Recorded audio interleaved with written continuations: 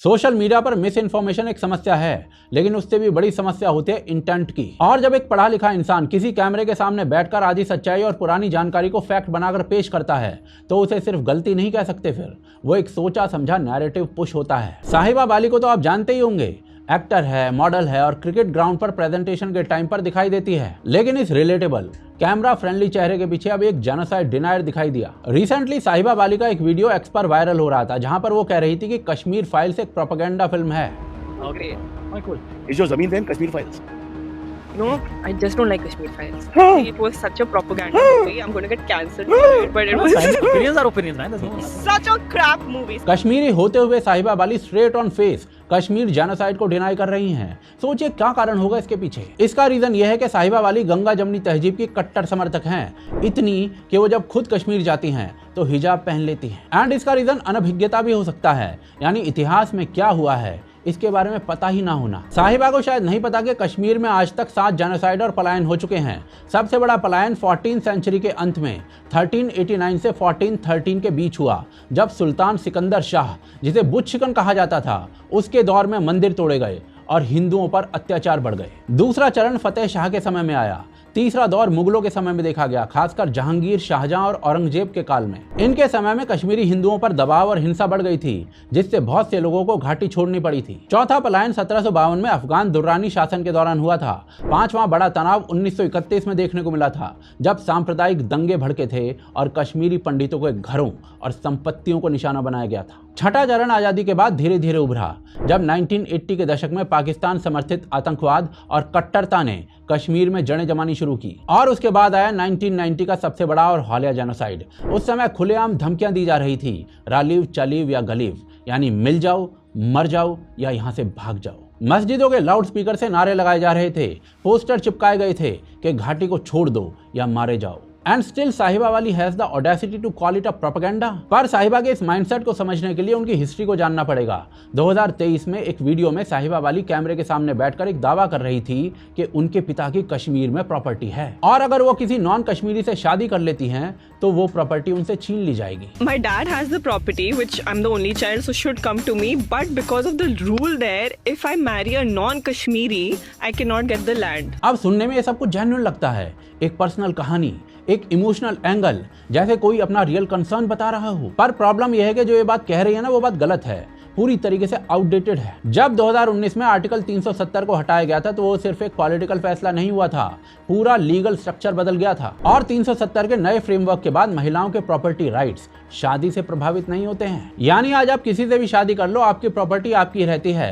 सीधी बात, अगर आज वो किसी नॉन कश्मीरी से शादी करती हैं तो भी उनकी प्रॉपर्टी उनसे कोई नहीं छीन सकता। यानी आर्टिकल 370 का तो साहिबा वाली को पर्सनल फायदा हुआ है। और ऐसे में सवाल ये उठता है कि क्या एक एजुकेटेड पर्सन को ये बेसिक लीगल चेंज नहीं पता होगा, या फिर पता होने के बावजूद भी वो जानबूझकर एक आउटडेटेड नैरेटिव पुश कर रही थी। एक बार गलती हो सकती है, 2 बार हो जाए तो कोइंसिडेंस माना जा सकता है, लेकिन जब बार बार एक ही दिशा में गलती हो तो वो गलती नहीं होती है, वो पैटर्न होता है। और साहिबा वाली के केस में ये पैटर्न साफ साफ दिखाई देता है। चलिए एक एक करके समझते हैं। पहली बात, selective identity.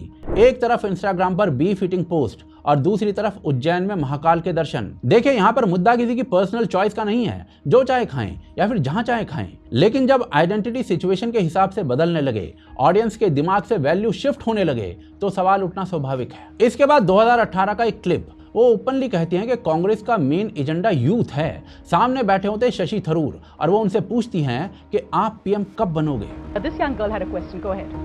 My question to you is, the front and foremost agenda of Congress has always been the youth, and you really do resonate with the youth. Thank you. My question, and I think a lot of us here agree, when is your candidature for Prime Minister going to come out? देखिए, कांग्रेस को समर्थन करना उनका हक है, लेकिन ये सवाल न्यूट्रल नहीं है। कोई भी इंटरव्यूअर जानता है कि फ्रेमिंग कितनी पावरफुल होती है, और जब आप किसी को इस तरीके से प्रेजेंट करते हो तो आप ऑडियंस के दिमाग में एक लेजिटिमेट कंटेंडर बना रहे होते हो। ये डायरेक्ट एंडोर्समेंट नहीं है, लेकिन सॉफ्ट एंडोर्समेंट जरूर है। दूसरी बात, मुगल नैरेटिव। जब एनसीईआरटी ने मुगल्स, तुगलक्स, लोदीज और खिलजीज के चैप्टर्स को रिवाइज किया था, काफी चैप्टर्स को कम कर दिया था, तो साहिबा बाली ने ओपनली उसका विरोध किया था। यहाँ भी सवाल ये नहीं है कि इतिहास को पढ़ना चाहिए या नहीं, बिल्कुल पढ़ना चाहिए। मुगलों की क्रूरता के बारे में बच्चे बच्चे को पढ़ना चाहिए। पर यहाँ पर सवाल ये है कि क्या साहिबा का कंसर्न बैलेंस्ड हिस्ट्री के लिए है या सिर्फ एक स्पेसिफिक नैरेटिव को बचाने के लिए? क्योंकि ये सेम एनर्जी कभी दिखाई नहीं देती जब दूसरे हिस्टोरिकल फैक्ट्स को इग्नोर किया जाता है। क्योंकि इससे पहले एनसीईआरटी की किताबों में मुगलों के कई चैप्टर्स होते थे।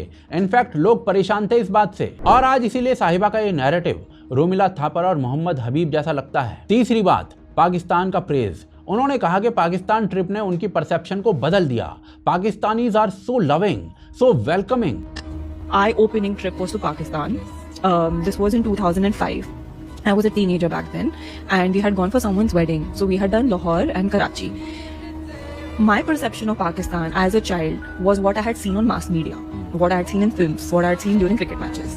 When I went there, my perception completely changed. They are so loving. They were so happy to know that we are from Hindustan. और भाई साहब, यह ट्रिप कब हुआ था? 2005 में, वही साल जब दिल्ली में पाकिस्तानी आतंकवादियों ने सीरियल ब्लास्ट किए थे, जिसमें 62 लोग मारे गए थे भारत के। लेकिन बहन नैरेटिव क्या बना रही है? They are so loving. ये इमोशनल फ्रेमिंग है, जहां ग्राउंड रियलिटी को साइड में रखकर एक सॉफ्ट इमेज क्रिएट की जाती है, कुछ वैसी ही जैसी आज तक बॉलीवुड करता आया है। चौथी बात, सिलेक्टिव एक्टिविज्म। फिलिस्तीन के लिए आवाज उठती है, ईरान के लिए इनके मुंह से आवाज उठती है, लेकिन बांग्लादेश और पाकिस्तान में हिंदू माइनॉरिटीज पर कंप्लीट साइलेंस रखा जाता है इनकी तरफ से। अगर कंसर्न सच में ह्यूमन राइट्स का है तो ज्योग्राफी और रिलीजन देखकर चेंज नहीं होना चाहिए, लेकिन यहाँ पर तो हो जाता है। अब सबसे इंपॉर्टेंट बात, इतना सब कुछ हो जाने के बाद भी वो इंडियन प्रीमियर लीग जैसे बड़े प्लेटफॉर्म पर दिखाई देती हैं, खिलाड़ियों के इंटरव्यूज लेती हैं, लाखों लोगों तक पहुंचती हैं। पर क्यों? क्योंकि आज के टाइम में फेस वैल्यू बिकती है, सब्सटेंस बाद में आता है, ऑप्टिक्स पहले आता है। अगर आप रिलेटेबल हैं, कैमरा फ्रेंडली हैं, कॉन्फिडेंट हैं, तो लोग आपकी बातों का फैक्ट चेक करना जरूरी नहीं समझते। ऐसे में आपकी प्रेजेंस ही क्रेडिबिलिटी बन जाती है। एंड ये सब अलग अलग इंसिडेंट्स नहीं है, ये एक इकोसिस्टम का बिहेवियर है। जब मिस इन्फॉर्मेशन कन्वीनियंट हो तब उसको यूज करना, जब सिलेक्टिव आउटरीच यूजफुल हो तब उसको दिखा देना, और जब इन सब चीजों का फैक्ट चेक हो, जब सवाल उठें तो I am just expressing my opinion का शील्ड ले लेना। पर भाई साहब, अब सवाल ये आता है कि लोग इसे देखते क्यों हैं? तो इसका पहला रीजन है रिलेटेबिलिटी बायस। जब कोई अपने जैसा लगता है तो हम ऑटोमेटिकली मान लेते हैं कि वो सच बोल रहा होगा। दूसरा आता है हालो इफेक्ट।